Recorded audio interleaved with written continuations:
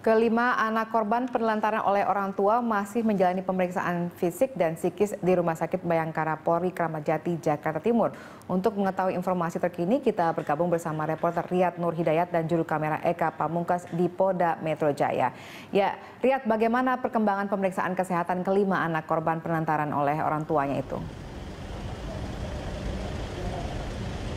Baik, Valerina, berdasarkan wawancara kami dengan Direktur Reserse Kriminal Umum Polda Metro Jaya mengatakan bahwa pada saat ini kesehatan dari kelima anak Utomo Purnomo dan juga Narindra Sari masih dalam pemeriksaan di Rumah Sakit Polri Bayangkara Kramat Jati, dan pukul 10 tadi sudah dimulai pemeriksaannya. Adapun hasil dari pemeriksaan kesehatan dari kelima anak Utomo Purnomo dan juga Narindra Sari ini akan dijadikan alat bukti bagi penyidik Polda Metro Jaya untuk menaikkan kasus ini dari proses penyelidikan menjadi proses penyidikan.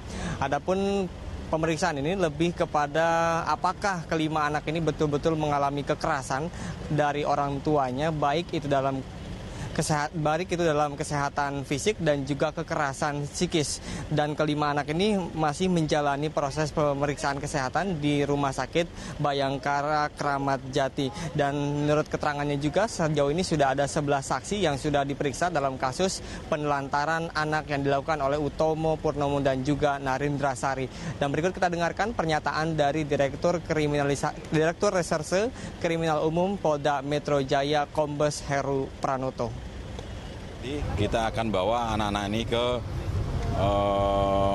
pemeriksaan secara saintifik, kemungkinan untuk mengetahui tentang adanya kekerasan fisik dan kekerasan psikis, yaitu dilaksanakan visum 5-5-nya, dan nanti setelah hasil itu kita akan jadikan acuan tentang penyidikan lebih lanjut. Di mana hari ini? Kemungkinan untuk di Kramat Jati hari ini. Kemungkinan untuk jadi tersangka kan sudah tersangka dalam narkoba, kalau kekerasan sendiri gimana Pak? Kekerasan belum.